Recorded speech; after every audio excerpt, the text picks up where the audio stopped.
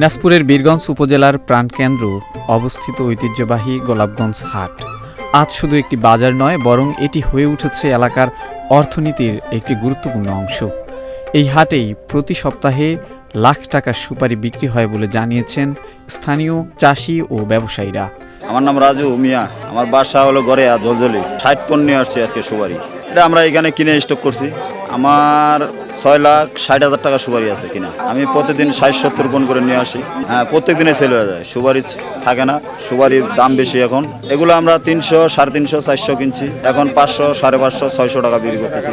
3 মাসের মধ্যে সুপারি সেল করে দিতে হবে। বাজার ভালো আছে, এখন 500-600 টাকা বাজার যাচ্ছে। হ্যাঁ, প্রত্যেক দিনে সেল হয়ে যাচ্ছে, সমস্যা নেই। আমার ফ্যামিলিতে মনে করেন আমরা 5 জন। হ্যাঁ, সব চলে।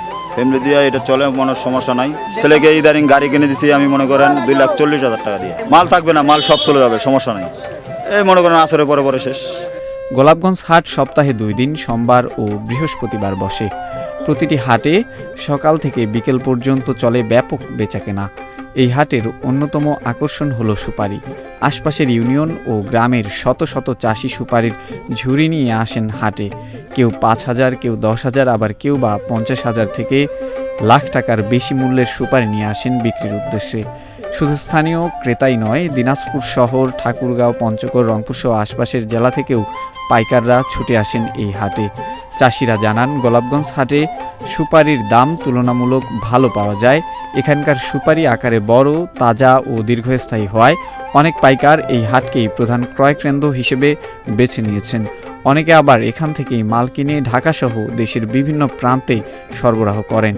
শুধু সুপারি নয়, এই হাটে পাওয়া যায় দেশি গরু, ছাগল, হাঁস, মুরগি সহ বিভিন্ন প্রজাতির পাখি। স্থানীয়দের মতে গোলাপগঞ্জ হাট শুধু ব্যবসা বাণিজ্যের স্থান নয়, এটি এলাকার মানুষের সামাজিক যোগাযোগের কেন্দ্র হিসেবেও কাজ করে।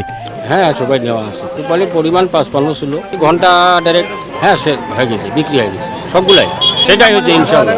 কেউ আসে কিনতে, কেউ আসে বিক্রি করতে, আবার কেউ বা শুধুই ঘুরতে আসেন। হাটে দেখা মেলে চেনা মুখ, হয় কথাবার্তা আদান প্রদান, যা গ্রামীণ জীবনের এক অপার আনন্দ।